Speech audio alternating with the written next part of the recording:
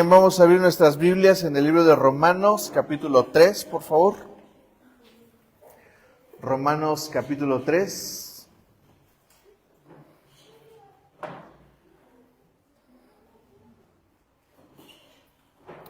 Bien, hemos estado caminando sobre el análisis y la meditación de la ley, los judíos, la importancia de los judíos, la importancia de la ley, cómo funciona la ley, qué es la ley y mi vida. El día de hoy es muy particular porque el tema tiene que ver con nuestra imposibilidad. Entonces estamos hablando de, dijimos, la ley, los judíos, la importancia de ser judío, la importancia de la ley y nosotros. ¿Tiene alguna duda o algún comentario antes de comenzar de la semana pasada? ¿Ninguno? Bien.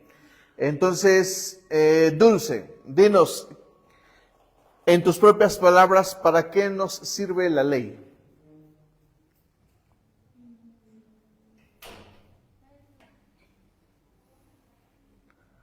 En tus propias palabras, ¿qué es la ley? ¿Qué encuentro en la ley? Rubén. Lo que Dios quiere que haga. Exacto. Por lo que Él ha puesto, no sea judío, no.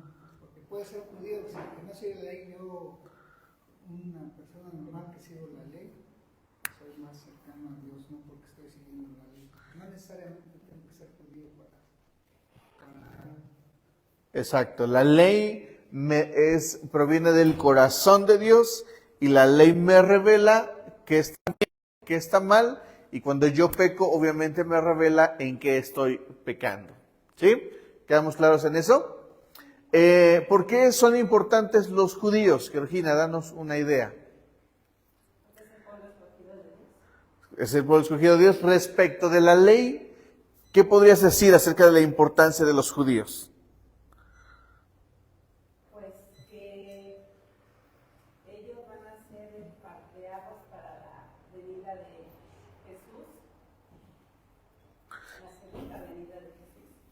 Sí, son parte importante en la segunda venida de Jesús, y de los judíos proviene el Mesías. ¿Sí? ¿Sí queda claro? La semana pasada hablamos de una idea importante y hablamos de que el hecho de que los judíos no cumplan la ley, eso no arruina ¿qué? ¿Qué no arruina de Dios?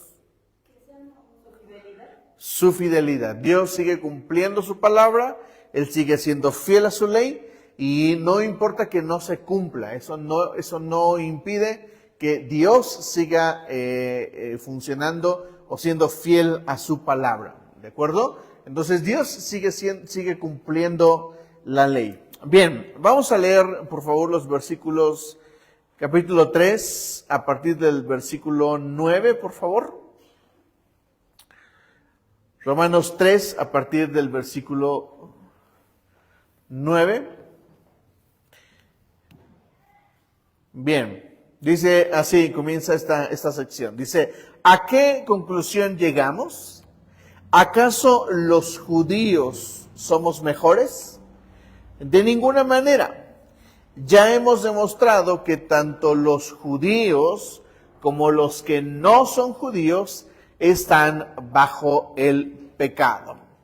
Así está escrito, no hay un solo justo, ni siquiera uno. Entonces, los judíos, a pesar de tener la ley, ¿cumplen la ley? No. ¿Es posible cumplir la ley?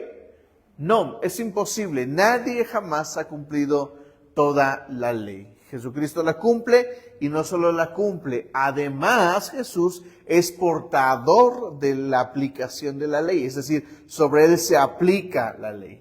En ese sentido, Jesús toma la operación del sacerdote, pero también toma la operación del sacrificio. Y nosotros también somos, en ese sentido, sacerdotes. La Biblia nos llama reyes y sacerdotes, pero también la Biblia nos llama a la adoración, y la adoración son sacrificios. ¿Sí me estoy explicando? Lo van a entender un poquito más en la clase de adoración, porque vamos a pasar a examinar el tabernáculo y ahí se van a llevar una de revelaciones bien interesantes acerca de la adoración, acerca del tabernáculo, acerca de Cristo, acerca de nosotros. Entonces, dice Pablo, así está escrito, no hay justo, ni siquiera uno. ¿Hay algún justo? Nunca, no ha habido ningún justo. La ley me revela que Dios le agrada, que no le agrada, pero la ley, por tanto, me revela que no puede haber ningún justo. ¿Cabe esta idea? ¿Sí la entienden? ¿Por qué existe una ley que me revele el pecado de las personas?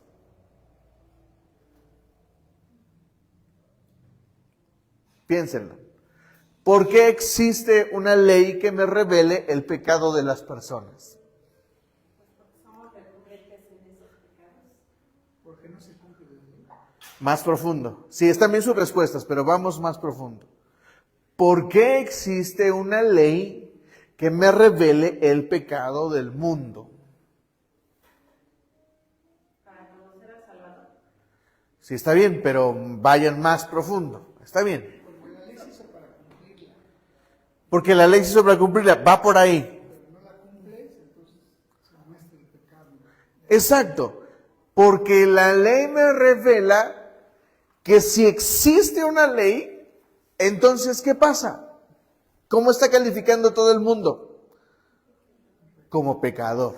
¿Sí? Tenemos que entender algunas ideas de la Biblia muy lógicas. ¿Me explico?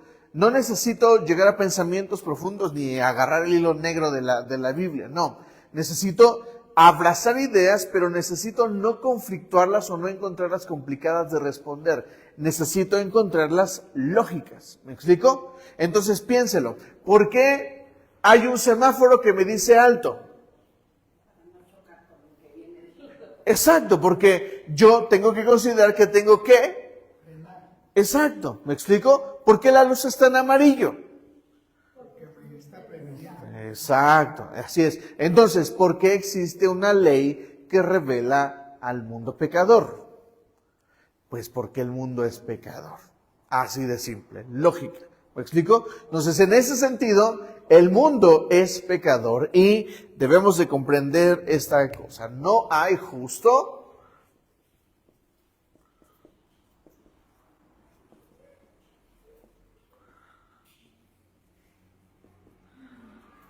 Lo voy a poner así nada más. No hay justo ni uno. No lo hay. ¿Me explico? Ahora tenemos que considerar esto para analizar esto que vamos a ver el día de hoy. Versículo 11. No hay nadie que entienda, nadie que busque a Dios. Todos se han descarriado, juntos se han corrompido. No hay nadie que haga lo bueno, no hay uno solo. Su garganta es un sepulcro abierto y de su lengua salen engaños. Veneno de víbora hay en sus labios. Llena está su boca de maldiciones y de amargura. Veloces son sus pies para ir a derramar sangre. Dejan ruina y miseria en sus caminos y no conocen la senda de la paz. No hay temor de Dios delante de sus ojos. Ahora bien, sabemos que todo lo que dice la ley lo dice a quienes están sujetos a ella, para que todo el mundo se calle la boca y quede convicto delante de Dios. ¿Estamos entendiendo esa idea? ¿Por qué existe una ley que revela el pecado del hombre? Nos dice Pablo, ahora bien, sabemos que todo lo que dice la ley lo dice a quienes están sujetos a ella. Entonces, lo que me dice la ley está apta para quien está sujeto a quién. A la ley, es decir, que la ley me va a revelar en qué me estoy equivocando. ¿Sí me estoy explicando? Simple lógica. Y luego dice, para que todo el mundo se calle la boca y quede convicto delante de Dios. Es decir, si existe la ley y la ponemos en un pedestal y la ley me revela que hay algo malo en mí, que hay algo que está saliendo malo de mí, todo aquel que voltea hacia ese lugar, ¿qué tiene que reconocer? Que está haciendo mal. Un poquito más, que está haciendo mal, dice Georgina. Sí, ya lo dijo Georgina, un poquito más, Sí, pero un poquito más. ¿Se acuerdan de la semana pasada el ejercicio que hicimos con la bolsa de donas? ¿De quién era la bolsa de donas? Entonces, si la ley me está revelando, exacto, la ley me está revelando que hay algo malo conmigo y que eso que hay malo conmigo está directamente relacionado ¿con quién? Con Dios. ¿Por qué? Porque es su ley. ¿Me está entendiendo? No es simplemente la ley, es la ley de Dios. Así es que todo aquel que la mire y reconozca que hay algo malo en él respecto de la ley, tiene que reconocer sí o sí, por eso dice Pablo que observe la ley y se quede callado y entienda que hay alguien contra quien está pecando, y ese es Dios. ¿Sí queda claro? Por eso tenemos que comprender estos asuntos acerca de la ley. Por eso Pablo comienza argumentando en Romanos acerca de que no hay quien diga que no hay Dios. O sea, aquel que se quiera parar y decir que Dios no existe está equivocado. Es un necio, es un tonto, lo que quieran. ¿Por qué? Porque no reconoce que hay un Dios. Solamente mira las estrellas y te vas a dar cuenta de que hay un Dios, hay un creador. ¿Me explico? ¿Saben quién propuso el Big Bang? Muchos critican. Yo me acuerdo que cuando era niño, en la iglesia, decían que el Big Bang era una cosa del diablo. Porque de repente los cristianos se encontraban peleando contra la ciencia.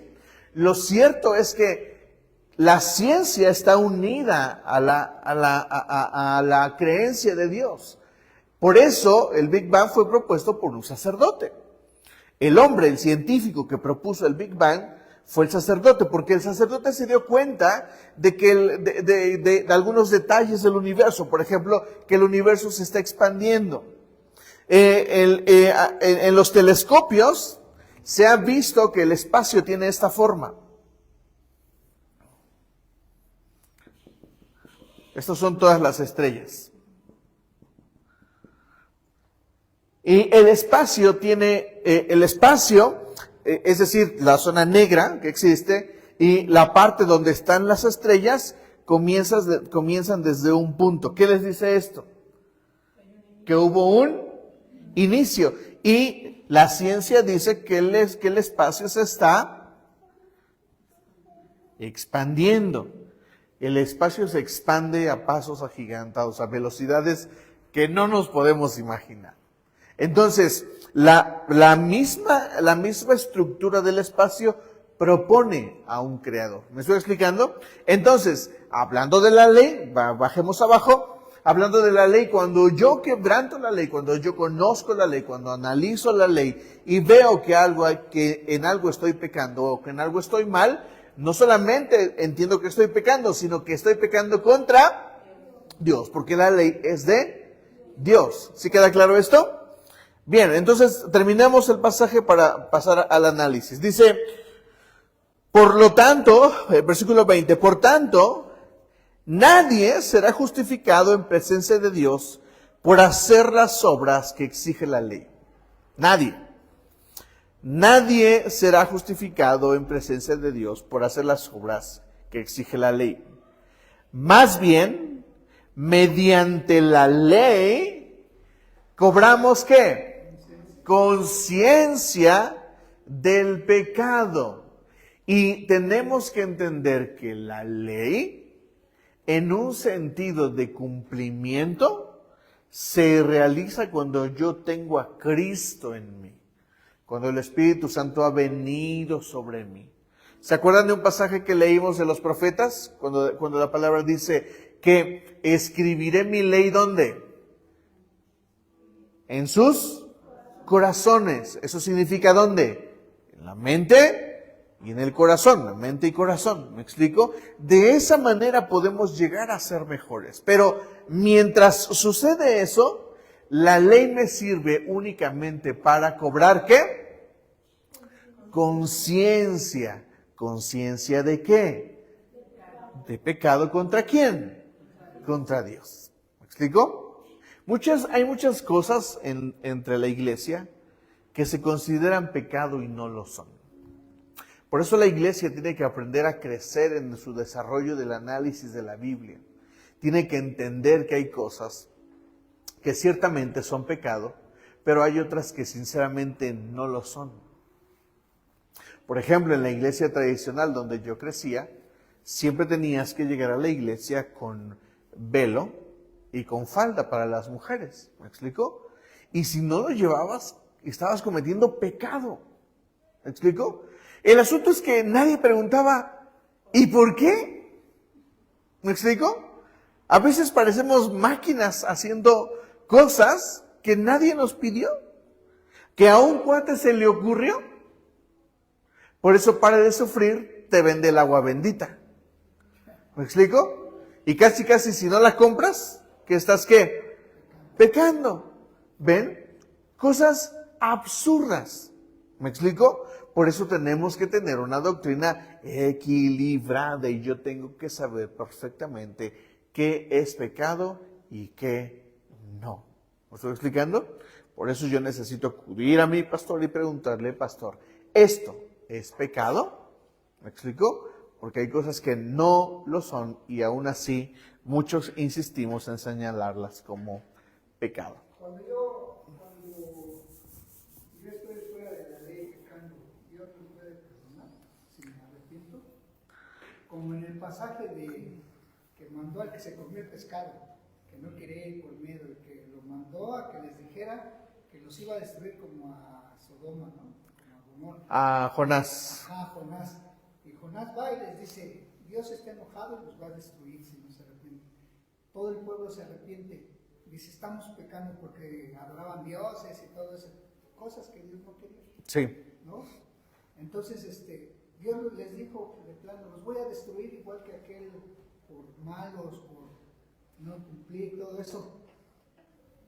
Todos se arrepienten de corazón, le piden perdón a Dios y todo eso. Dios lo perdona, pero Jonás se enoja.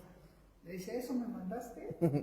Sí. A decirles que los vas a destruir y ahora ya no los quieres destruir. Y Dios le contesta que podría ser poquitos, pero son muchos los que Él quiere que destruyan, ¿no?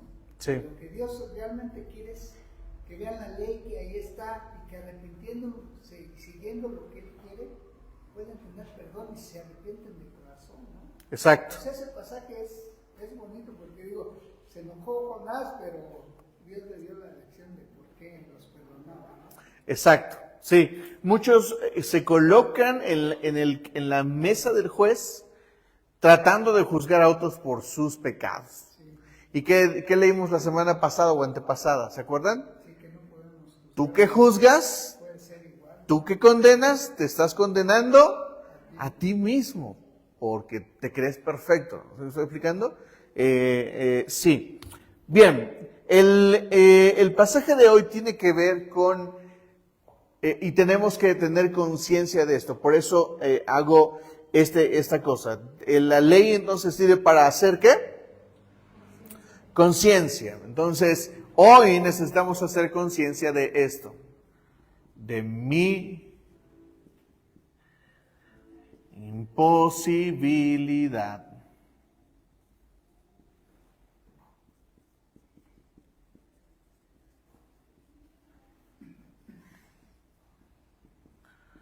de buscar a Dios. Y Pablo se toma unos cuantos versículos para hablarnos de esa imposibilidad. Versículo 11. No hay nadie que entienda, nadie que busque a Dios.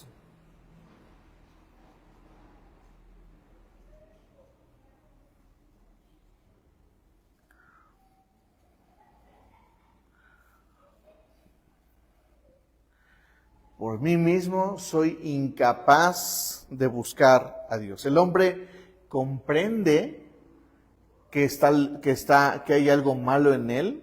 El hombre comprende muchas cosas, pero solamente es cuando a un hombre se le dice estás mal con Dios, que el hombre puede reconocer y visualizar que hay un Dios, pero si por mí fuera, yo no buscaría a Dios. Piénsenlo y hagan un ejercicio de conciencia en este momento. Y díganme ustedes, si fuera por ustedes, si por ustedes fuera, ¿buscarían a Dios?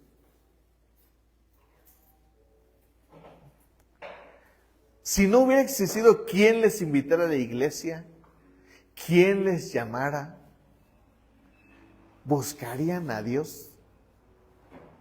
Yo creo que de alguna manera, sin saber como nosotros que entendemos un poquito más de esto, el ser humano siempre que tiene algún problema, incluso busca a Dios, lo menciona, quisiera tener una relación con Dios, decir, Dios mío, ¿por qué está pasando eso? Yo, por ejemplo, ahorita que sé tantito, estoy pasando por una situación difícil, y me pregunto, Dios, no puedo juzgar tu justicia porque tú sabes lo que pasa.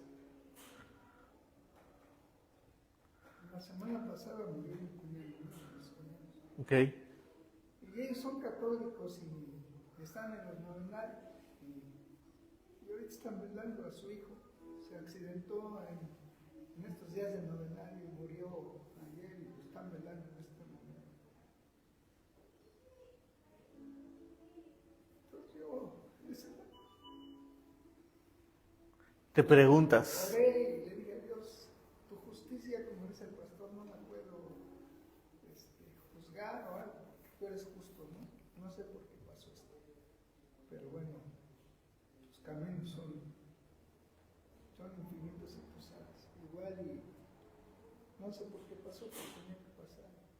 Yo solo le pido que a mi hermana le dé resignación y tranquilidad a su corazón, porque imagínate de una semana a otra perder a su esposo y luego a su hijo. Sí, Es cuando tú a veces dices, Dios mío, claro, ¿dónde estás? Quisiera verte, encontrarte, que me dijeras algo, ¿no? exacto. Poder yo transmitirlo y que el dolor de mi hermana fuera mío. Sí. Piénsenlo. Si nosotros buscaríamos a Dios por nuestra propia cuenta, Yo creo que para algunos sería más fácil pues ser pecador, ¿no? Porque la Biblia no nos dolería o no nos llamaría a quitarnos la conciencia que lo que estoy haciendo está mal o lo que hago no le importa a nadie, no sé. Yo pienso que no lo buscaríamos porque se nos haría más fácil ser pecadores. es más fácil. La otra vez estábamos platicando con mi esposa y hablamos de una persona que vino a la iglesia. Y resulta que anda haciendo unas cosas raras. Pero raras en serio. Y uno pensaría que, pues que debería de estar bien porque es una persona que conoce de la Biblia. Pero no. Resulta que salió de aquí, vino unos veces, salió de aquí y ahora anda haciendo una sarta de cosas extrañas. Nosotros necesitamos comprender que estamos imposibilitados para buscar a Dios. Por eso la Biblia nos revela, por eso la Biblia nos revela esta verdad que vimos hace unas semanas, que la Biblia nos propone dos tipos de revelación de Dios. ¿Cuál es la primera? ¿Alguien se acuerda? ¿Cuál es la primera, Mike? Sí, pero se llama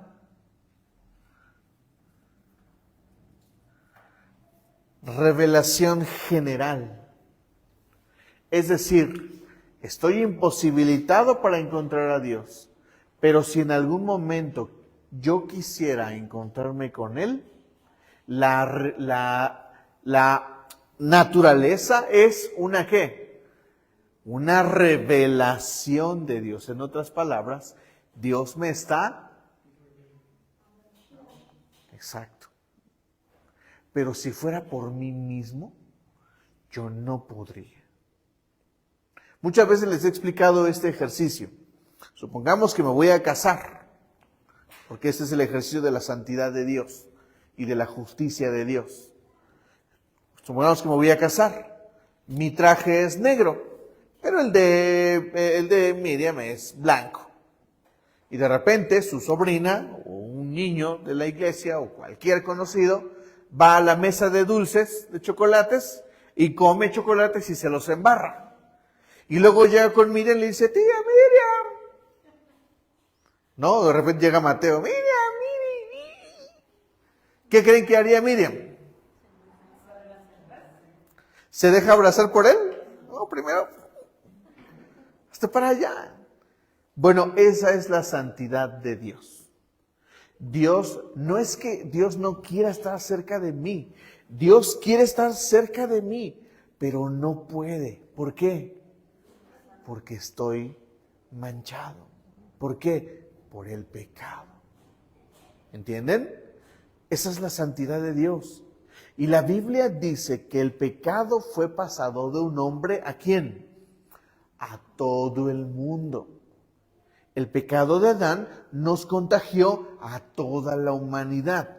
Por eso los niños crecen, son inconscientes, son inocentes, pero hay un momento donde los niños despiertan en su conciencia y entienden ¿qué? El bien y el mal. ¿Me comprenden? Por eso hay muchas cosas que a muchos no les gusta escuchar. Por ejemplo, que hay niños endemoniados. ¿Cómo está eso? Si los niños son del cielo. Sí, pero si encuentras a un niño que entiende el bien y el mal, ese niño se puede endemoniar. ¿Me están entendiendo? Muchos pelean con esa doctrina y la consideran como errónea, como falsa. Pero toda aquella persona que ha despertado en su conciencia al bien y el mal, está expuesta a Satanás y sus demonios. Por lo tanto, todo aquel que esté separado de Dios, que está separado de Dios, puede encontrarse con su Creador, puede por sí solo caminar hacia su Creador, no puede. Por eso creamos ídolos, por eso creamos pirámides. Yo les pregunto, ¿por qué en nuestras culturas o en las culturas del mundo piensan en cualquiera? Egipto, Mesopotamia, los olmecas, cualquiera. Les hago esta pregunta, ¿por qué ninguno piensa en Dios?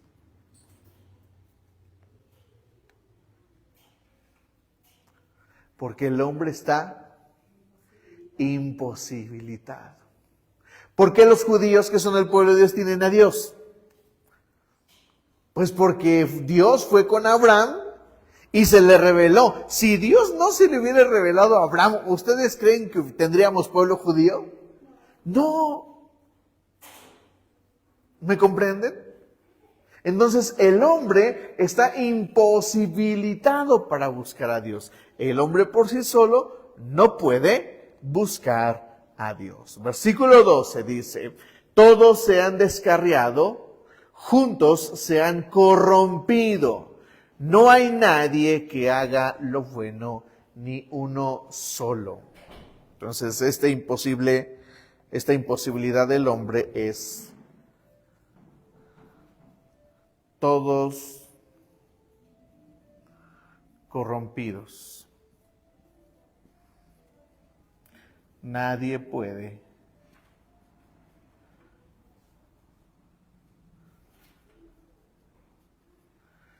Y aquí ustedes me dirán, sí, Neri, pero yo conozco muchos cristianos que hacen el bien.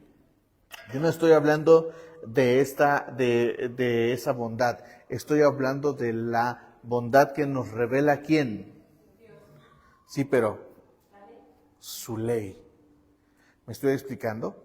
Sí, ¿hay personas buenas? Sí. ¿Hay algo bueno dentro del hombre? Sí, por supuesto que lo hay. Pero hablando de aquello que nos justifica y que nos conecta con Dios, nadie puede. ¿Me explico? Yo conocí a un hombre hace años en una iglesia, en una pequeña iglesia en la que estábamos, conocimos a una hermosa pareja. Ellos eran dos ancianos, ya bastante ancianos. Y el esposo de ella era un hombre trabajador, pero trabajador. El hombre no decía ninguna grosería por moral, o sea, su moral era: jamás voy a maldecir a nadie, nunca. Siempre le hablaba bonito a su esposa. El hombre era un hombre generoso, siempre que llegábamos a su casa nos invitaba un café, un té. ¿Me explico? O sea, miren, si me lo preguntan, que si había un hombre, que si he conocido un hombre perfecto, ese anciano era un hombre perfecto. O sea, bonito con su esposa. No, miren, yo nunca vi que le gritara, nunca vi que la tratara mal, nunca. Y su esposa le decía lo mismo: él jamás me grita, me trata bien, me habla bonito, me dice mi amor, me regala flores, de tanto en tanto le llevaba flores. ¡El hombre perfecto! ¿Y qué creen? Que él creía que se merecía el cielo. ¿Puede ir al cielo? O sea, lo que hacía, ¿lo calificaba para ir al cielo? No. ¿Me están entendiendo? No importa cuán bueno seas, porque tus obras no son las que te llevan al cielo. ¿Quién te lleva al cielo? Cristo. ¿Quién te salva? Cristo. Solamente Él. ¿Me comprenden? Entonces, no importa cuán bueno sea un hombre, no importa si es el mejor esposo, no importa si daba flores todas las semanas, no importa. Ese hombre no puede ser salvo solamente porque es bueno. Somos salvos porque amamos porque recibimos la salvación de Cristo. Por mí solo estoy corrompido. Y no hay nadie que haga el bien. Y esto es, lo subrayo, de acuerdo a la ley. Pero explicándome para qué ahora ya estamos acá en la clase. ¿Queda clara esta idea? ¿Sí? ¿Comprendemos? Siguiente versículo dice: su garganta es un sepulcro abierto. De su lengua salen engaños. Veneno de víbora hay en sus labios. Versículo 14. Llena está su boca de maldiciones y de amargura. Esto tiene que ver con la boca del hombre.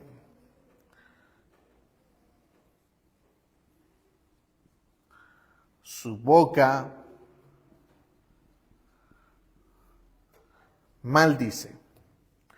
Esto es una imposibilidad para el hombre. El hombre no puede tener una boca que hable bien. Y fíjense, ¿por qué Pablo habla de la boca? ¿Por qué es importante la boca en la Biblia? Santiago dice esto, que la Biblia, vamos a buscarlo, Santiago, por favor. Ahí en Santiago, capítulo 1, si no estoy mal.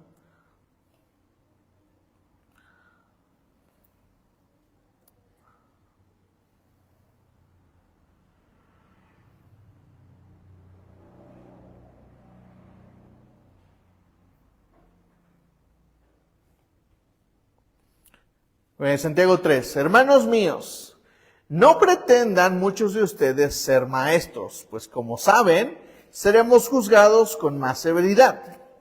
Todos fallamos. Si alguien nunca falla en lo que dice, es una persona ¿qué? Perfecta, capaz también de dominar todo su cuerpo. Cuando ponemos freno en la boca de los caballos para que nos obedezcan, podemos controlar ¿qué? Todo el animal. Fíjense también en los barcos. ¿En los qué? En los barcos, a pesar de ser tan grandes y ser impulsados por fuertes vientos, se controlan con un pequeño timón, ¿a voluntad de quién? Del piloto. Así también la lengua es un miembro muy pequeño del cuerpo, pero hace alarde de grandes hazañas.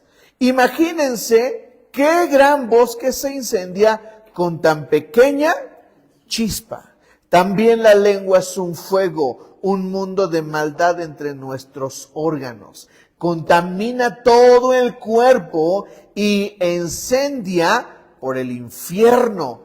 Prende fuego a todo el curso de la vida.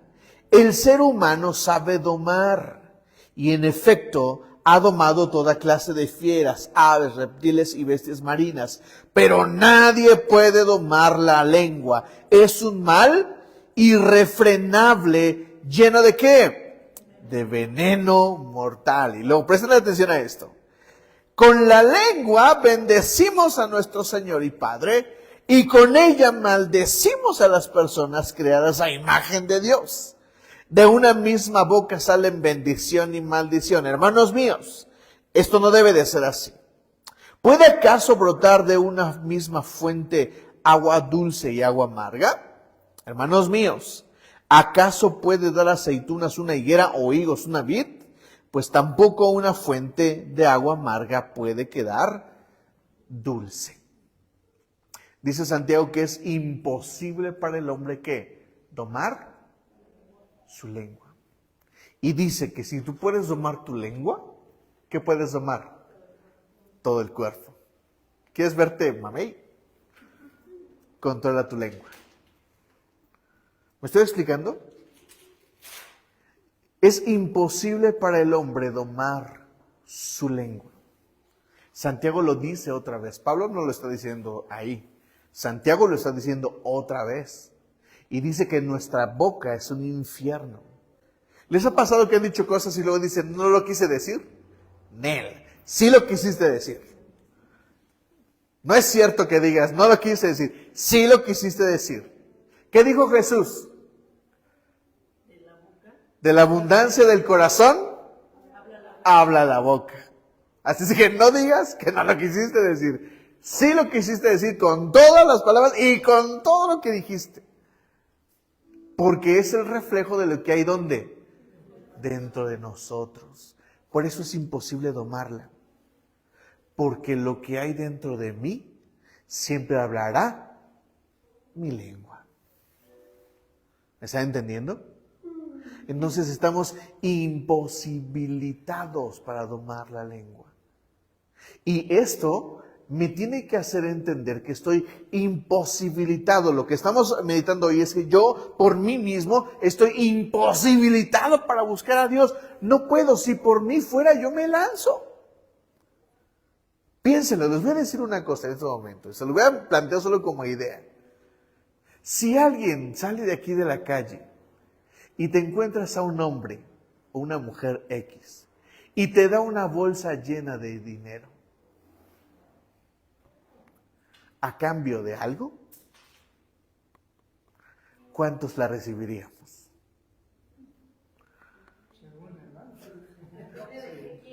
Pero ahora dime, pastor, ¿de qué estamos hablando? ¿Ven cómo nuestro corazón no se torció?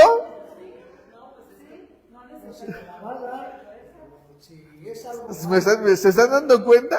O sea, ni siquiera tú de decirles qué o cuándo. No, ustedes ya están considerando recibirla. Y pintamos nuestra piedad como, ¿pero de cuánto estamos hablando? ¿O qué me va a pedir? Pero de dentro ya dijimos, pues lo voy a considerar. ¿Me estoy explicando? Yo haría lo mismo. Tenemos que entender que nosotros estamos imposibilitados para buscar a Dios. Si por nosotros fuera, nos moriríamos. Muchos absurdamente decimos, sí, pero yo me sentí atraído por Dios. Nel, Dios vino y te buscó. Por eso la Biblia nos revela la parábola de la oveja perdida. La parábola de la oveja es la gran verdad trascendental de que Dios va tras la oveja perdida. ¿Me están entendiendo? Y por eso tenemos que comprender la parábola del hijo pródigo. Porque una cosa es una oveja que estaba perdida y que Jesús fue y buscó. Que el pastor fue y dejó a las 100, a las 99, perdón, y fue por la una. ¿Me estoy explicando? Es una historia. Pero hay un momento donde yo me convierto, ¿en qué? Ya parte del rebaño, soy el hijo que está en casa, y a veces soy el hijo pródigo que se va por su propia voluntad. Porque usa las bendiciones de Dios para perderse. Muchas veces la iglesia pregunta, oye pastor, ¿por qué no vas a buscar a aquel que se fue de la iglesia? ¿No dice la Biblia que hay que buscar a las ovejas perdidas? Es que esas no son ovejas perdidas. Son hijos necios, a los que solo hay que decirles, regresa a casa. No estoy diciendo que los despreciamos, ni estoy diciendo que no los saludo en la calle, ni nada. Los tratamos con amor y siempre les decimos cómo estás, cuando te veo en la iglesia. Y ellos siempre dirán cualquier excusa. ¿Me explico? Pero la realidad es que ellos no son ovejas perdidas. Oveja perdida, el que jamás ha escuchado de Dios. El que está perdido en el alcohol. ¿Sí me explico? Pero hijos pródigos, aquellos que no quieren regresar a casa. ¿Me comprenden? Porque el hijo pródigo revela ¿qué? Mi imposibilidad de buscar a Dios. El hijo pródigo necesita, ¿qué dice la Biblia que hizo el hijo pródigo? Entró en sí mismo, cobró conciencia. ¿Cobró qué? Conciencia. Porque conoce ¿qué? La ley de Dios y sabe que anda en malos pasos y que tiene que regresarse. Regresemos a Romanos 3, por favor. Vamos a terminar.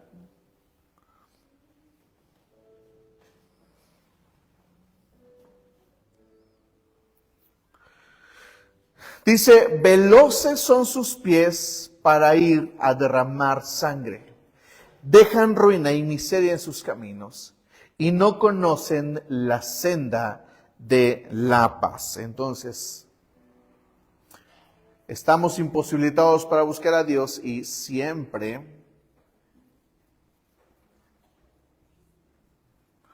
buscaremos, lo vamos a poner sencillo, pecar y no conocen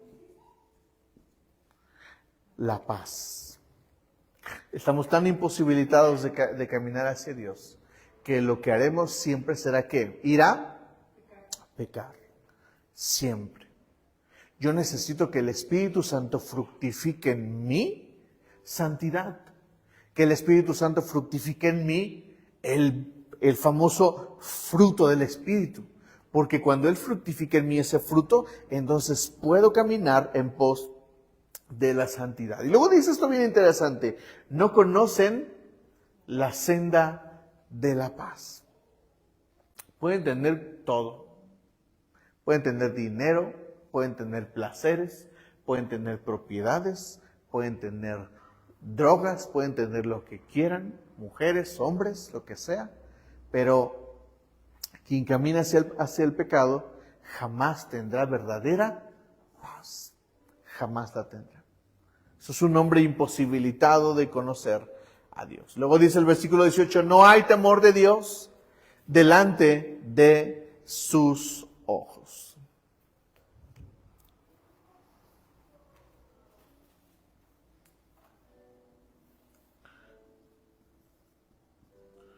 Y esto es simple orgullo. El pecado de Satanás es el orgullo. Y toda persona que está lejos de Dios está tan imposibilitada que terminará en el orgullo, tomando a Dios en poco. Versículo 19, ahora bien, sabemos que todo lo que dice la ley, lo dice a quienes están sujetos a ella, para que todo el mundo se calle la boca y quede convicto delante de Dios. Por tanto, nadie será justificado en presencia de Dios por hacer las obras que exige la ley. Más bien, mediante la ley, cobramos conciencia del pecado. Es decir, la ley me revela mi imposibilidad de buscar a Dios. ¿Se queda claro?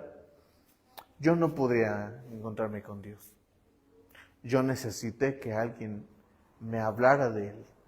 ¿Ven por qué es importante hablarles a nuestros vecinos, a nuestros compañeros de Dios?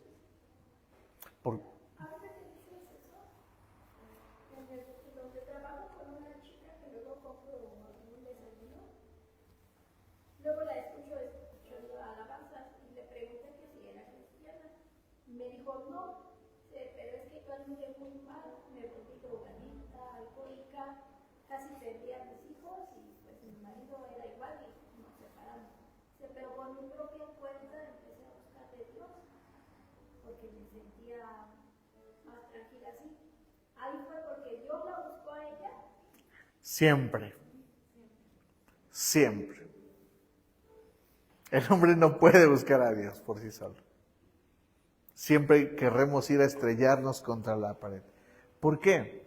Porque mi propia naturaleza me destruye. Termino con esto. Cuando tuve crisis de ansiedad, mi mente, ¿se acuerdan del domingo del pastor que les platiqué que se suicidó? Bueno, la ansiedad, la depresión como enfermedad, recorre un camino. Y hay un momento donde el cerebro deja de producir ciertas sustancias y es literal que el cerebro pierde control de sí mismo. Es decir, tú pierdes conciencia de ti mismo. Y en ese sentido, tu propio cuerpo, ¿qué hace? Te gobierna. O sea, no haces lo que tú quieres, haces lo que tu cuerpo quiere. Y saben, les voy a decir esta verdad trascendental y tienen que comprenderla de acuerdo a esto que estamos hablando hoy. Yo les pregunto, ¿por qué toda persona que tiene depresión y ansiedad, por qué desea terminar muerta? Para ya no sentir eso, No, ellos no quieren sentir eso. porque no pueden controlar. Porque no pueden controlarlo. ¿Qué te dice eso? Más, vayan más profundo. Que el mismo cuerpo quiere ¿qué? No, es que no hay conciencia. Lo que les estoy diciendo es que la depresión, yo estoy seguro que algunos de ustedes no han llegado a ese nivel de depresión. Porque hay un nivel de depresión tal donde tu cuerpo ya no gobierna. Eso le pasó a un pastor famoso de Estados Unidos hace unos cuantos años también, un poquito antes de pandemia. Y todo el mundo estábamos asustadísimos porque todos decíamos, ¿qué pasó? Bueno, el cerebro deja de producir esas sustancias, tú pierdes conciencia y tu cuerpo por sí solo quiere destruirse. Tú no estás consciente de eso. Por eso no es suicidio. Pastor, ¿cuándo es el pecado de suicidio y cuándo no? Esa es mi opinión. Y puede estar mal. Pero mi opinión es que un cuerpo que se mató por sí solo no es suicidio, porque la persona en realidad no quería hacerlo. Su cuerpo lo cazó, lo cegó. Hay algo dentro del cuerpo que lo único que quiere es destruirse a sí mismo. Y entonces el hombre, cuando está tomando la escopeta o la pistola y se la pone, no está consciente de eso. Su propio cuerpo se está autodestruyendo. Así de profunda es la marca del pecado en el hombre. Cuando te desconectas de tu conciencia, tú no lo harías. ¿Están de acuerdo? ¿Por qué lo hacen? Porque el cuerpo mismo está inclinado ¿a dónde? Al pecado, a matar, a autodestruirse. Por eso es tan importante que alguien que está pasando ansiedad y depresión asista con el psicólogo o con el psiquiatra. Porque tienes que salvar el momento de que no llegues a ese nivel. ¿Me estoy explicando? No estoy diciendo cosas ligeras, esto es serio. El mismo cuerpo busca destruir. Nada de que quiere descansar, no. Porque quien piensa así no lo hace. No lo hace. En plena conciencia yo no lo haría. Yo cuando tuve esos pensamientos dije, ¿por qué? ¿Por qué estoy pensando en una pistola? ¿Y por qué estoy pensando en darme un tiro? ¿Por qué? Y dije, mi cuerpo por sí solo se quiere destruir. Yo no quiero morir, obviamente, dije. Y fui corriendo a Dios. Todos los días, muchos días, a las 7 de la noche apagaba todo, tele, todo. Ponía música de adoración. Adoraba a Dios y me rendía a Él todos los días. Fue la única forma en que la ansiedad y la depresión se fue. Porque Dios vivifica. ¿Me estás entendiendo? Dios te hace vivir, pero tu cuerpo lejos de Dios se va a destruir. Solo ni siquiera tienes que ayudarle. El cuerpo solito se mata. ¿Me están entendiendo? ¿Saben que la marca del pecado es la edad y el envejecimiento? Porque el hombre jamás iba a morir. El hombre era eterno. Pero morimos por el pecado. Envejecemos por el pecado. ¿Me están entendiendo? Yo estoy imposibilitado de buscar a Dios. Por eso necesito a Dios que siempre venga en mi rescate. ¿Me están entendiendo? Necesitamos entender nuestra imposibilidad de buscar a Dios. Y cada vez que yo comprenda eso, puedo permitir que Dios me levante y me reviva otra vez y me saque de la muerte. ¿Me dices amén? Ponte de pie, vamos a dar gracias al Señor.